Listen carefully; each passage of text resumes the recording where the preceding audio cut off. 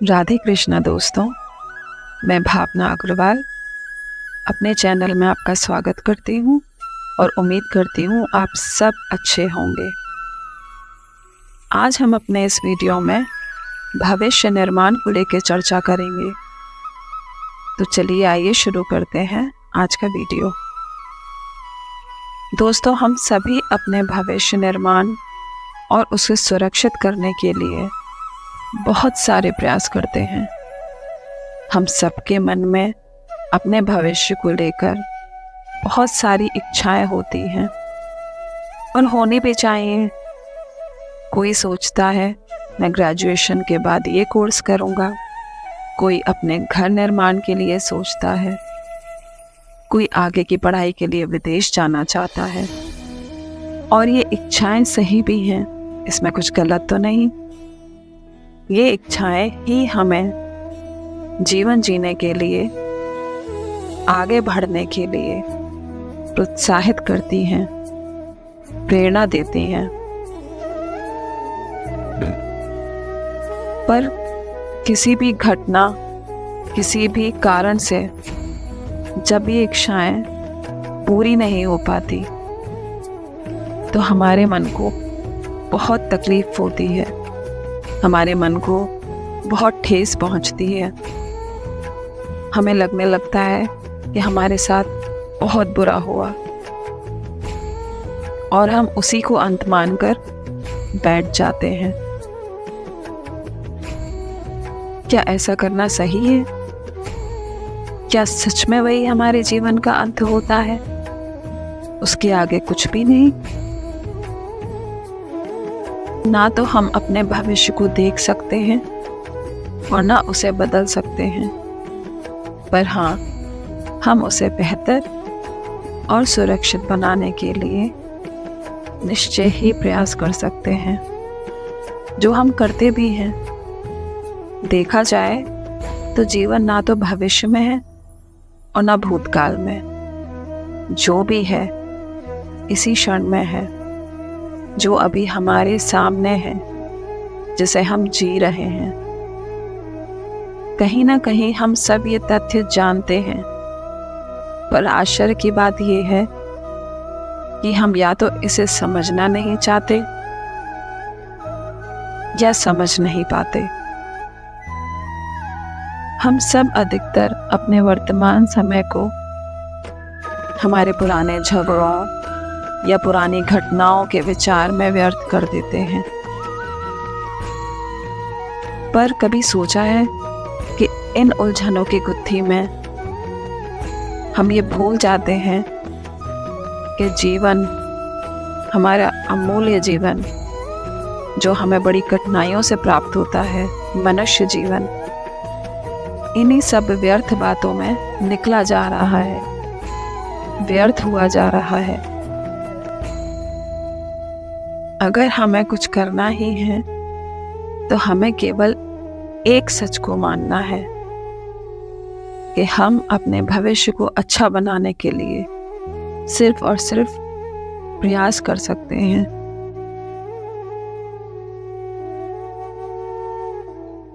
कि जो जीवन हमें दे रहा है या जो हमें जीवन से मिल रहा है, उसको पूरे धैर्य और संयम से अपनाएं और उसका अपने जीवन में तहे दिल से स्वागत करें। जरा सोचिए, ऐसा करने से हमारा जीवन कितना आसान और सुखी हो जाएगा। ऐसा करने से हमारे मन को कितनी संतुष्टि प्राप्त होगी।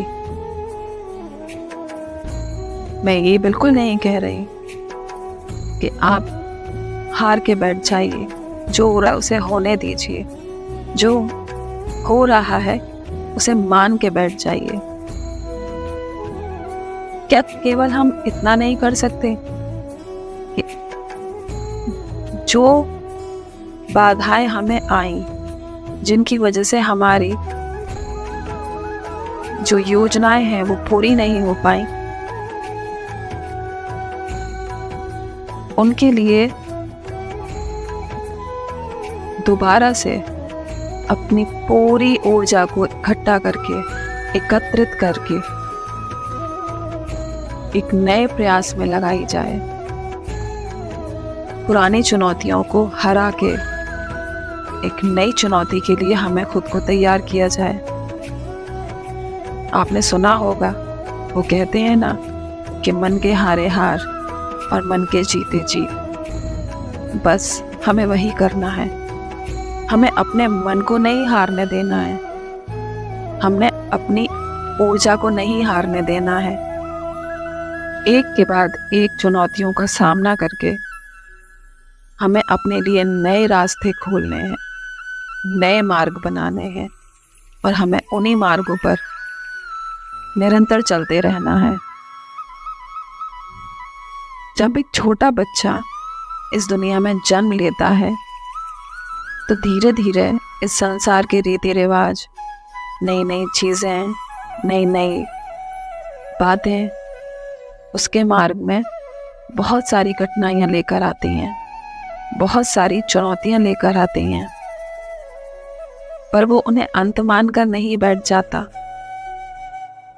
कई बार उसे हताशा भी होती है, कई बार उसे निराशा भी होती है, कई चीज़ें उसके मन के अनुसार नहीं होती, पर क्या वो रो पीट कर बैठ जाता है? नहीं, वो बच्चा निरंतर प्रयास करता रहता है आगे बढ़ने के लिए।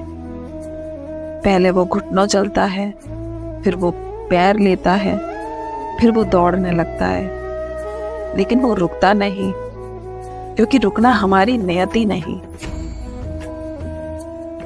अगर हम एक घटना को अपने पूरे जीवन का केंद्र मान लेते हैं और अपने जीवन को वहीं रोक लेते हैं, तो क्या जीवन में हम कभी सफलता पा पाएंगे? क्या हम जीवन में कभी आगे बढ़ पाएंगे? नहीं। हम भूल जाते हैं हम वही छोटे बच्चे हैं जो कभी रुके नहीं, जो कभी हारे भी नहीं। चोट लगती थी, रोते थे, आंसू पोंछते थे और दोबारा प्रयास में लग जाते थे। और आप सब जानते हैं कि उन निरंतर प्रयासों से ही आज हम खड़े हुए हैं, दौड़ पाए हैं, समाज में कंधा मिला के काम कर पाए हैं।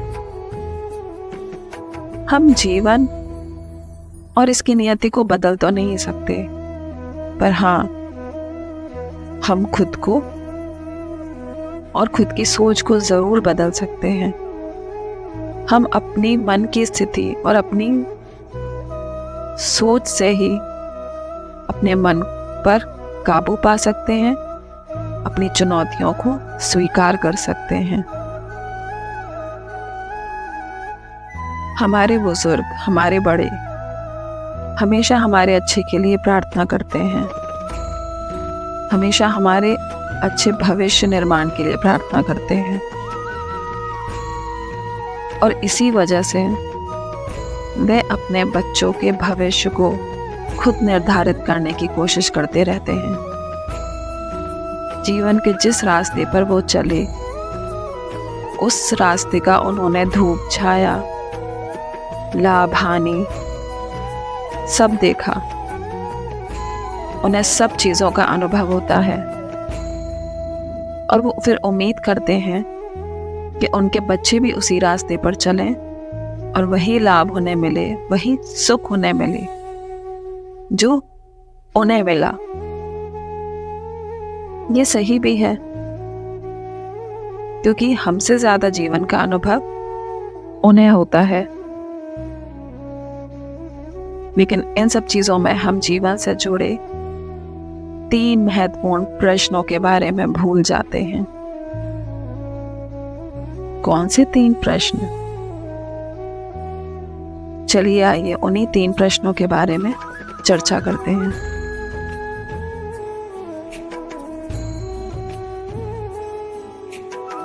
पहला प्रश्न, क्या समय के साथ मार्ग और उसमें आने वाली बाधाओं के समाधान बदल नहीं जाते? क्या वे एक से रहते हैं, एक समान रहते हैं?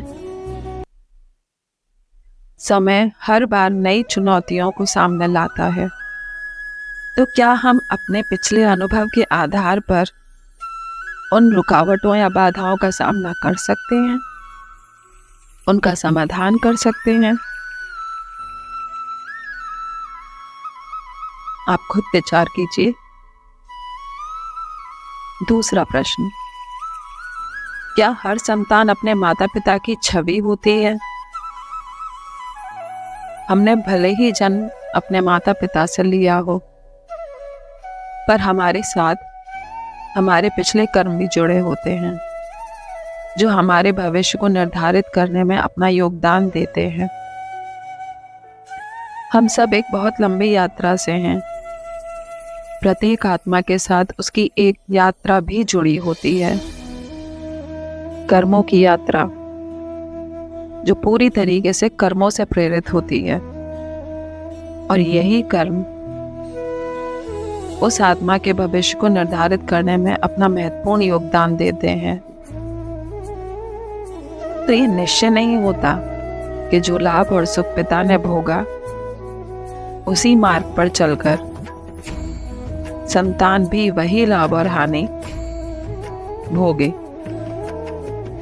अगर हमें सफलता पानी है तो हमें अपने विवेक और अपने बुजुर्गों के अनुभव से नई रणनीति बनानी होगी, और उसी से हमें अपने मार्ग में सफलता मिल पाएगी। तीसरा प्रश्न, क्या जीवन की संघर्ष और चुनौतियां लाभकारी नहीं होती? क्या हमें नई चुनौतियां जीवन में और अधिक लड़ने और अधिक सीखने की प्रेरणा नहीं देती? तो उन चुनौतियों और संघर्ष से हम अपने बच्चों को बचाना क्यों चाहते हैं? उनको उस संघर्ष से दूर क्यों रखना चाहते हैं? उन्हें नया सीखने ना देने से क्या हम उनका अच्छा कर रहे हैं? क्या उससे उनका भला हो रहा है? क्या हम अपने बच्चों को भविष्य और उसकी आने वाली कठिनाइयों के लिए तैयार नहीं करना चाहते? क्या हमें अपने बच्चों का भविष्य निर्माण से अधिक उनके चरित्र निर्माण पर ध्यान देना अधिक उचित नहीं होगा? उनको नई बाधाओं से लड़ने के लिए मानसिक रूप से मजबूत और उनका मनोबल बढ़ाना, क्या ये उचित नहीं होगा? आप स्वयं विचार कीजिए। जीवन का हर पल निर्णय लेने से जुड़ा होता है।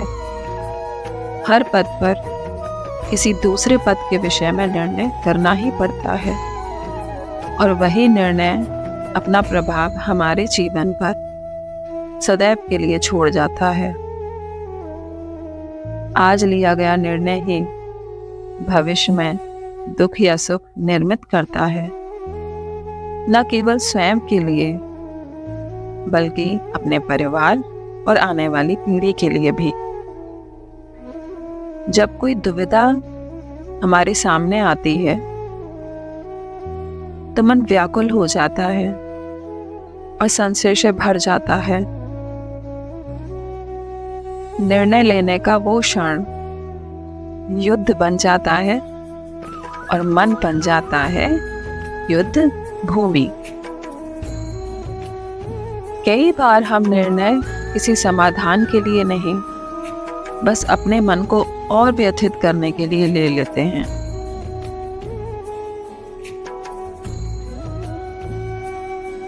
क्या आपने कभी किसी दौड़ते हुए मनुष्य को भोजन करते हुए देखा है? नहीं। तो क्या युद्ध से जूझता हुआ मन कोई सही निर्णय ले सकता है? क्या वो एक सही निर्णय ले पाएगा? नहीं। वास्तव में शांत मन से कोई निर्णय करता है तो अपने और अपने परिवार के लिए सुखद भविष्य बनाता है। पर जब कोई अपने मन को शांत करने के लिए निर्णय लेता है, तो वो अपने भविष्य को एक कांटों भरा वृक्ष बना लेता है। जब हम मान लेते हैं ना कि ये सारे संघर्ष, सारी चुनौतियां हमें कमजोर बना रही हैं, तो हमें अपने ऊपर विश्वास नहीं रहता। उस स्थिति में हम उनसे लड़ने के बजाय उनसे बचने के तरीके ढूंढने लगते हैं। पर जब हमें ये समझ आ जाता है कि ये संघर्ष कुछ और नहीं बल्कि हमें ही और मजबूत बनाने के लिए हैं, ठीक वैसे ही जैसे व्यायाम करने से हमारा शरीर उसकी शक्ति बढ़ाता है, वैसे ही संघर्ष करने से हमारा मनोबल और उसकी स्थिति चुनौतियों से जूझने की शक्ति बढ़ाती हैं। देखा जाए तो आत्मविश्वास और कुछ भी नहीं, बस हमारे मन की स्थिति है, जीवन को देखने का दृष्टिकोण मात्र है। और हमें अपना दृष्टिकोण कैसा बनाना है, ये हमारे ही हाथ में होता है। एक बार आप विचार कीजिएगा इस बारे में। हमारा मन हमेशा ज्ञान प्राप्ति में बाधा पैदा करता है। कभी किसी अन्य विद्यार्थी से ईर्ष्या हो जाती है, कभी पढ़े हुए पाठों पर संशय होने लगता है, तो कभी नौकरी में मिली सफलता मन को अहंकार से भर देती है। क्या ऐसा नहीं होता? ये हम सबके साथ होता है, और न जाने कैसे कैसे विचार हमारे मन को भटकाते हैं।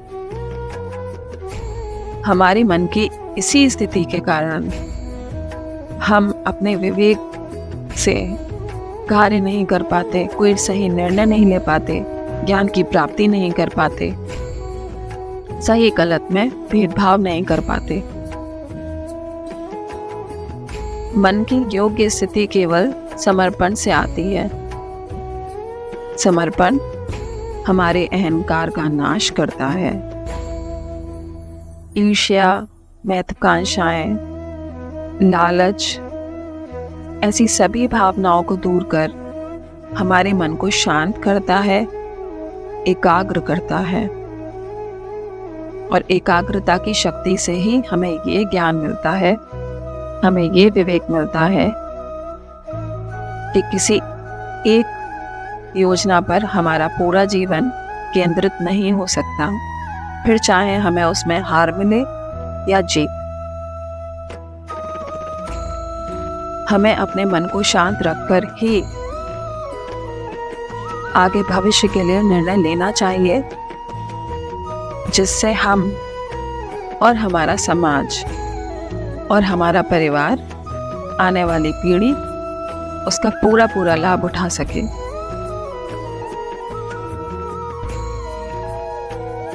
आज इस भविष्य निर्माण के विषय पर बस इतना ही। अब मैं आपसे विदा लेना चाहूंगी। अगर मेरे विचार आपको अच्छे लगे तो प्लीज मेरे चैनल को सब्सक्राइब जरूर कीजिएगा, और हाँ, लाइक बटन दबाना मत भूलिएगा, ताकि आने वाले सारे अपडेट्स आपको समय अनुसार मिलते रहें, और हम आगे भी ऐसे ही अच्छे अच्छे टॉपिक्स पर, अच्छे अच्छे विषयों पर खूब सारी बातें करते रहें। राधे कृष्णा दोस्तों, अपना ध्यान रखिएगा।